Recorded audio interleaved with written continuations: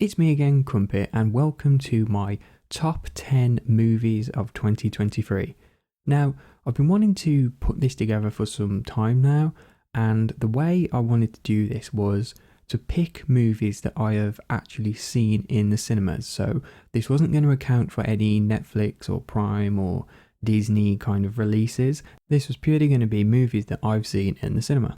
I've been fortunate to see quite a lot of films this year, but this was my top 10 films that for me either stood out in their specific category or was just kind of a breath of fresh air that we haven't really seen in the cinema for a while and I thought deserved a little bit of recognition.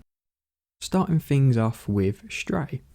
Now, Stray was a classic tongue-in-cheek comedy, especially with Will Ferrell and Jamie Foxx. A proper laugh-out-loud comedy, a little bit naughty at times and crude, but honestly, it all added to the enjoyment of this film, which was a fun story about a good dog and a very bad owner. This movie also had a lot of the hallmarks of the early 2010s movies, like that era of comedy with the classic theme, music intros and story structure. Really good laugh-out film. And honestly, it made me wonder about the possibility of an eventual Stray 2, A Cat's Tale. I could totally see that becoming a thing. So definitely recommend this if you're a dog lover. At number 9, we have Talk to Me. Now, this was actually an interesting one for us because we actually watched this as a unseen Scream movie. So we had no idea what we were watching beforehand. And as the film started loaded up and you get past the adverts and the trailers, then we had a sort of 10-second interview with the directors of this film, who used to be YouTubers actually, and introduced Talk to Me. So this was actually quite an exciting one to watch. Now, the film itself was actually pretty good. I really liked the idea of this relic, this mysterious item that could essentially talk to people in between, I don't know, wherever you'd want to keep these ghosts or spirits or whatever you'd want to call them. And I really like the idea that they included it as a kind of, young teenagers, viral, setting as well, that people were doing it and being filmed and that going all crazy and being possessed for a short while. Now, I think the film itself was really good and you could kind of see where they were going towards the end of the film. But definitely the sort of, twist, I guess, that was pretty obvious, but it was still really cool. And I think, as a film that's, I suppose, a bit of an indie background, that this was definitely, I'd really strongly recommend this if you like your horror films. It was a very good idea of how, they commune with the spirits, and yeah, I definitely recommend this one. Number 8, Dungeons and Dragons. Now, I absolutely love this, and I won't claim to be a D&D expert. I've only actually played Pathfinder, but I definitely enjoyed this a lot. I feel like everything worked really well. The actors played a really good part in sort of replicating the party system of, tabletop RPGs. And it worked really well. Obviously Chris Pine was put up as the main forefront actor, but he really didn't play that role in the film. It was everyone of the main party coming together and playing their individual parts. And I thought that was really good because that replicated directly what happens in D&D. Honestly, one thing I would say about this film as well is that it isn't just, if you take away the fantasy elements of it, this is just a classic action comedy film. Granted, yes, it has a lot of weird fantasy that some people will look at and be like, what on earth is that thing? But at the same time, that's kind of not the main thing to be concentrated with. It's got some really good comedy elements in it. The action was, pretty decent, to be honest.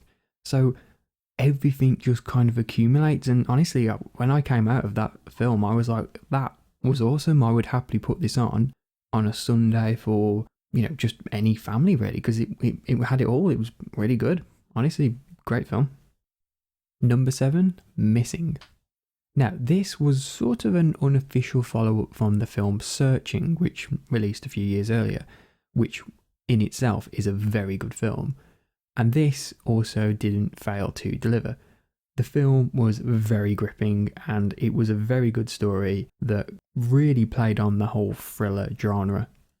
Now, I, when going into this film, didn't really look too much into what was happening or, what the story was from any trailers or anything. So I kind of don't want to go into anything that much, because I would honestly say just put this movie on one day when you're in the mood for that kind of thriller, what's going to happen kind of, mood. And I really think you'll enjoy it. It's definitely, I mean, I don't want to go into the film too much because I don't want to spoil it for you, but it does go a little bit crazy at one point, and some of the twists toward the end are very, very good. So again, good movie, would recommend. Number 6, Saw X. Now, I'd been really looking forward to this actually, because only in this year had I actually caught up and watched all of the Saw movies in the predecessors for this film. So coming to this film, we had the whole picture. We knew all the little ins and outs, all the little classic John Kramer twists, and yeah, this film definitely didn't disappoint.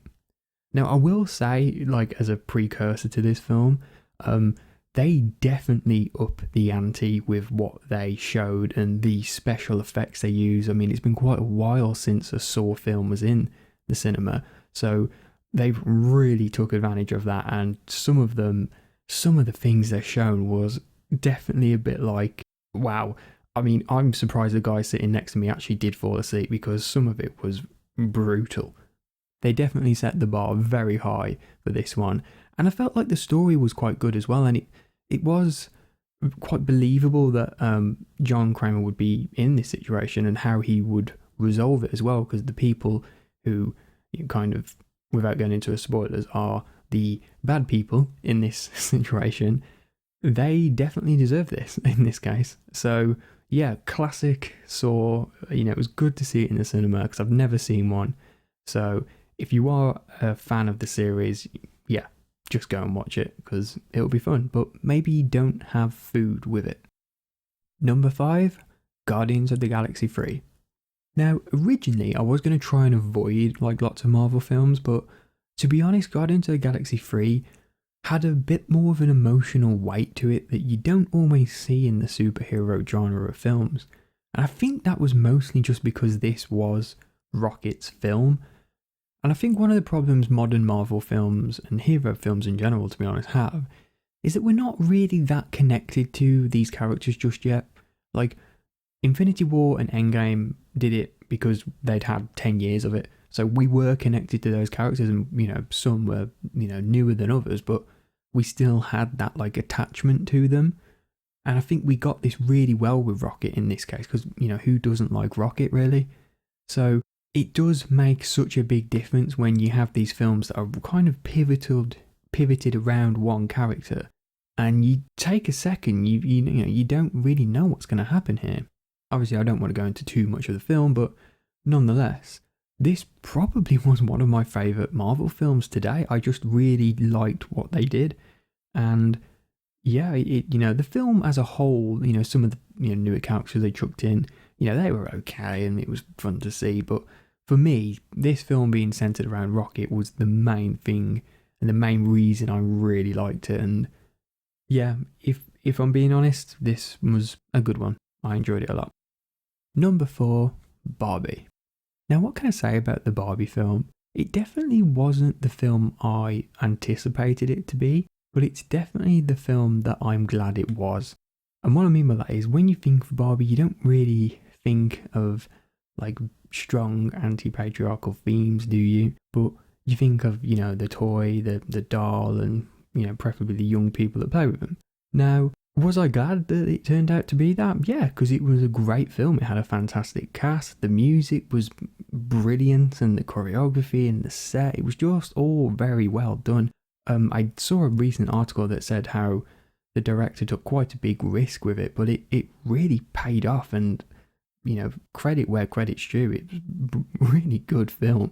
I think one of the things I heard a lot of when I went, before I went and saw it, was it's not really for a young audience. Like, they kept getting that theme, and obviously they've got all like the, the kind of strong lighting and music and kind of, sort of funny little scenes between, the underlying themes are, really quite important, and they play they are the main point of this film. And it was, interesting. I definitely, learnt a lot watching this, and I do think this was a good film. I just think The only thing with it was that I think a lot of those themes may have gone completely over some people's heads. And I think that's a shame. And I think I can see, I mean, I think it was the longest film in cinema this year, that's for sure. But I definitely think this will be a film for those young people that did watch it. You know, a few more years' time, maybe they'll see it in a different light. And I think that would be a good thing. So I had to put Barbie high up here because it was a good film. I think it was a great film in the catalogue of the entire year. But it wasn't the top three, but I still enjoyed it. Now, before I get into the top three films for me, I did want to do a small honourable mention for a film that technically shouldn't be on this list, but it was released this year and I am a huge fan of this franchise, and that is Hell House 4, or Hell House Origins: The Carmichael Manor. I'm a really big fan of this series, and for those of you who aren't familiar, this is essentially a found footage style film series, and it's just really, really good. Like the first time I ever watched it, genuinely thought it was just going to be a typical found footage film. I am a big fan of that kind of style of film, to be honest, so it weren't like difficult to pull on, but it was still really took me by surprise. And actually, genuinely, the first time I ever watched it was a little bit scary as well. So I had to put this one on because I definitely recommend it. I really like what they did. I like that we're sort of turning back to Hell House, so to speak, and we're going to get, I'd like to think they're going to do a fifth one from this because they definitely set it up. So we're really excited to see what happens with that. But yeah, Hell House 4, definitely worthy of an honourable mention. Number 3, No Hard Feelings.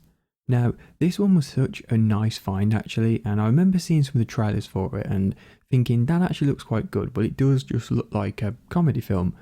And I can't remember the last time I saw a comedy film in the cinema. Like, I really struggle to remember just a dedicated comedy film. Like, we are just making this film to make you laugh. And this did a great job of it. I loved that it was kind of a reverse take on the classic kind of American comedy frat boy films, sort of. How they're always just... The premise of the film is we're trying to get lucky, but in this case it was kind of the opposite way around, where she was trying to make it happen for the young guy in this. And yeah, it just worked really well. I really enjoyed, how it all like dynamic together and how the film played out, and how it weren't kind of, they didn't sort of force anything. It kind of played well, and Jennifer Lawrence was great in it. So this was genuinely, it was nice that this film was really packed in the cinema and everyone was, howling out laughing, and I would have probably put it a little bit higher, but I thought that this was a solid number 3 and I would happily watch this film again. So I highly recommend this film. Go and see it. You'll definitely enjoy it. I keep saying go and see it. It's like you'll have to wait till it's on a streaming service now, but yeah, I'd recommend it when you see it. Number 2, Babylon. Now this, I think, was the first film I saw this year, and wow, what a film to start the year off. This was a classic cinema experience. Like, this had it all. It had the songs, it had the dancing, it had the theatrics, it had the acting, had everything.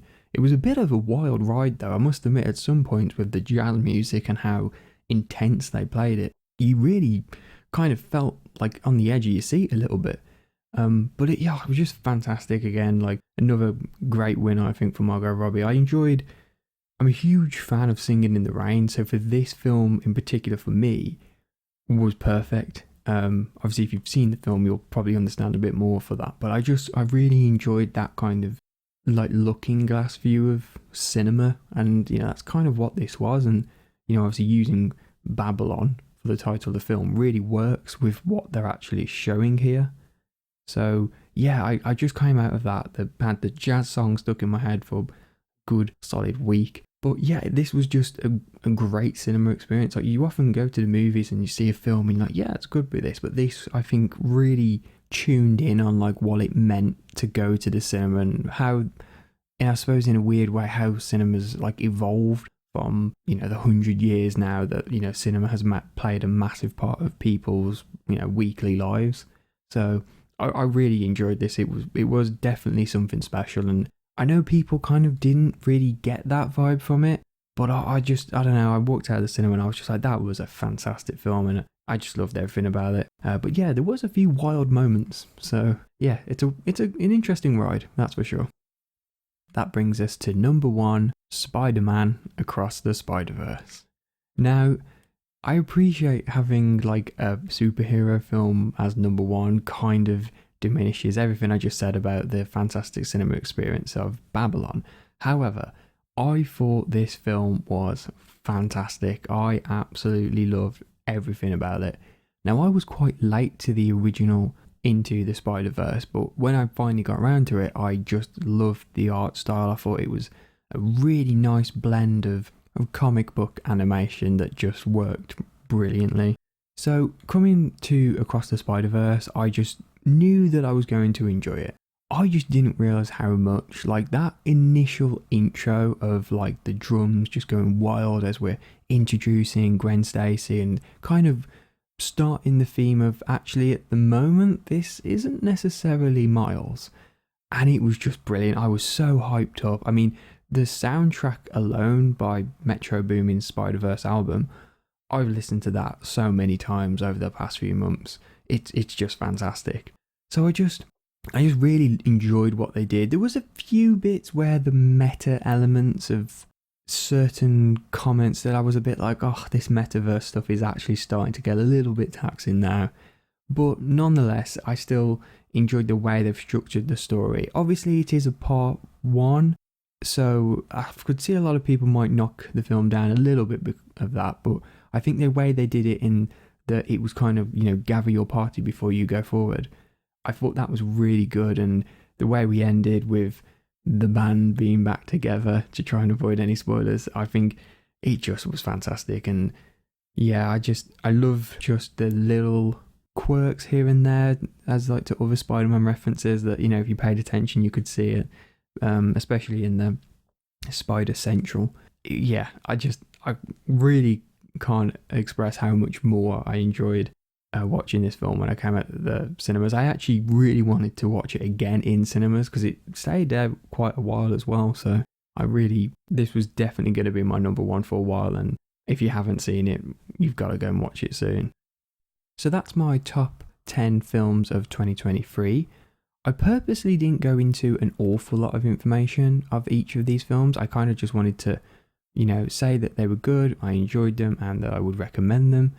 It's something I want to look into further in the future about going into the film a little bit more and having a specific single video or short that kind of breaks down the film and go into a little bit more detail. But considering I haven't got many movie reviews on YouTube yet, I thought I'd do a nice top 10 video for the year, and hopefully it's something I can work on in the future. And with that, I hope you have a great day.